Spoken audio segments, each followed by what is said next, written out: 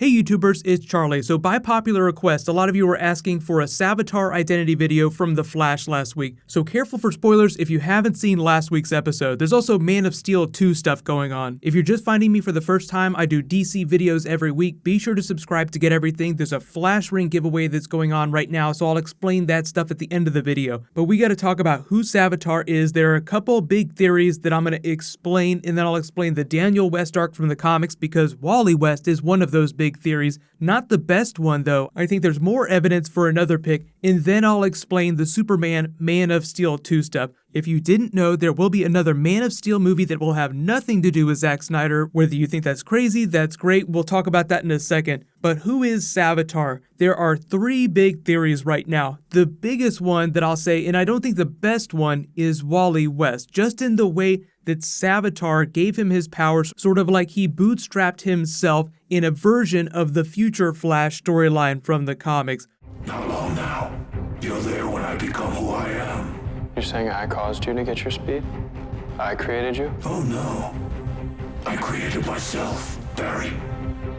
Only I can bring out my greatness. So if you don't know who the future Flash is, that's actually Barry Allen from the New 52 from a timeline 20 plus years in the future. So he's become so full of Speed Force that his costume looks blue. He emits blue lightning. That's why people call him the Blue Flash or the Future Flash. And Savitar just seems like he has a really personal connection to all the characters, especially Barry Allen this season. So it would make sense that whoever he is somebody that we've met or we're going to meet very soon. The reason why it's such a big twist is because future Flash Barry Allen comes to the conclusion that all of his friends have died, so many terrible things have happened to the people that he loves because of what he's done. He feels like the way he's used his powers have caused fractures in the Speed Force. So not only has he hurt the people he's loved, he's hurt the very source of his powers. So he wants to hit a hard reset button, like where's that giant red button? Just make it all go back. So it's a bit of a twist on the Flashpoint storyline where he's like, I'm gonna go back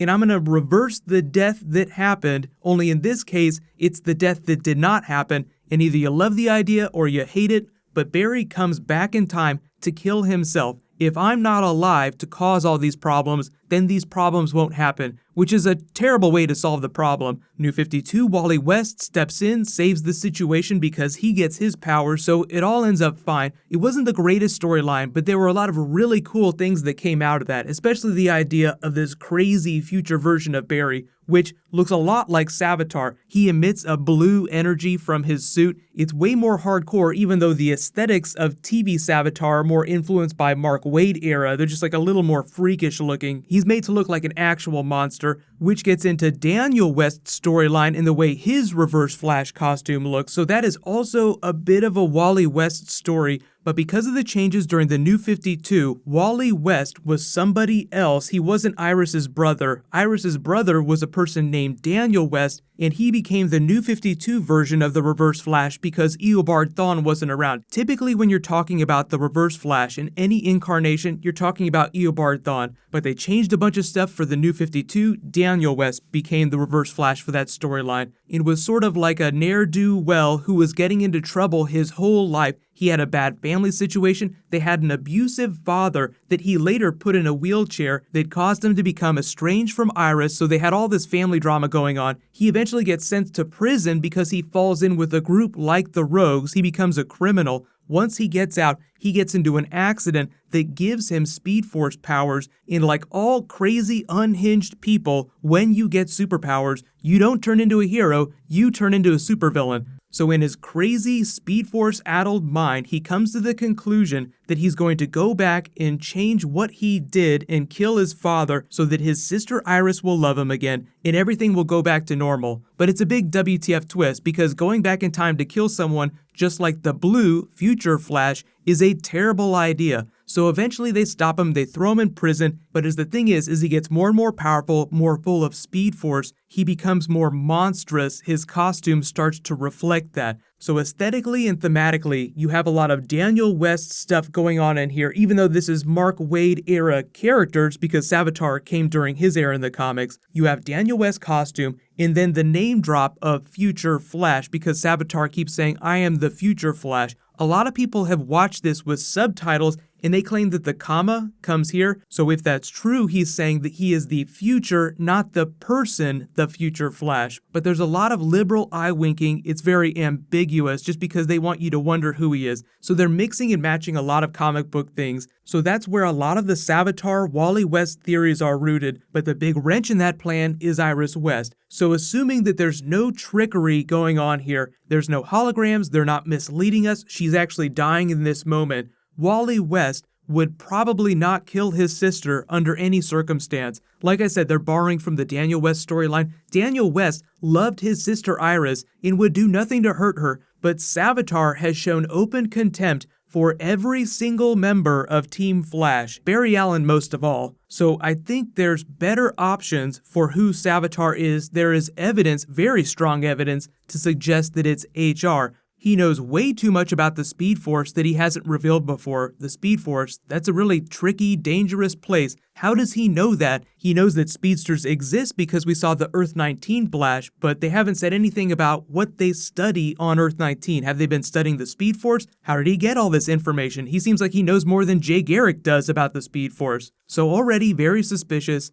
The fact that he's so nice and saccharine is a bit off-putting. It's just weird. It's like nobody is that nice. Then there's a lot of Savitar's dialogue. He says a lot of things that are similar to things that HR says. So he says he loves a good myth. HR has been writing a story this whole time, making himself the hero. The thing they never tell you about fighting villains is that nothing ever stays the same. The harder you work to take down the bad guys, the more they up their game. Fortunately, our team has a secret weapon of its own. A man of science, a man of action, and that man's name is H.R. Wells. Look who has a vortex cannon. Ho, ho, ho. Bow before my greatness. Be in awe as you are in the presence of the Almighty. Enough. You were just a man, like me. I'm nothing like you, Barry. You're cruel. You're selfish. From my perspective, you're the big bad. So he loves to be the hero of his own story. That's kind of how Savitar thinks of himself. You don't have to actually be a god. You just have to get people to believe it. More damning evidence. He calls Wally Wallace. The only other person that calls him that is Savitar. And then he's also training Wally to become faster and faster, Reverse Flash style. I know this seems kind of like a repeat of the Season 1 plot, so that he can open a portal to the Speed Force. So rewind a flashpoint. Savitar gets the bright idea that he can leave the Speed Force because this is the future version that Barry is trapped there. He watches Barry create Flashpoint and says, here's an opportunity. I'll use the fact that Wally really wants to be a speedster, give him those powers back, and then trick him into releasing me or replacing me in the Speed Force. The big change that they've made from the comics is replacing one another. In the comics, you can enter the Speed Force, you can leave the Speed Force. It's not like there's a finite mass that you have to replace if you take something from it. So that is something that the TV show has to explain in the next couple of episodes, maybe even in this next episode when Barry goes into the Speed Force. So he's going to be facing all of his villains. We'll get a lot more information about what Savitar was doing while he was stuck in there. And for those of you that are wondering about Eddie, so that's kind of like the third theory now because he featured so prominently in this episode. While I would love to see Eddie as a future villain on the show, Cobalt Blue style, and what a coincidence, Savitar's lightning looks kind of blue, even though technically it's white. I think if they were going to make Eddie a villain, they would have announced him a while ago and they would have made him a bigger character in present day. Typically, the way The Flash sets up big twists is that it highlights them way early on down the road. Like think about what they did with Jay Garrick and Hunter Zolomon. We met him in the second episode. So the odds are that we met the person that's going to become Savitar already. We just don't know it yet. But let me know in the comments what's your biggest Savitar theory, and while you guys are thinking about that, I'll explain the Man of Steel 2 news. So the big news is that Matthew Vaughn might direct Man of Steel 2. Now he did X-Men First Class, he did the Kingsman movie, he's working on a sequel for that right now. He's a great director, he does great characters, he's arguably doing a better job with the X-Men movies by doing a Kingsman movie. That's a better X-Men movie than the last X-Men movie. So he's in talks right now to direct. They haven't confirmed him yet. They haven't confirmed what the story is, Superman, the Man of Tomorrow, or something in that vein.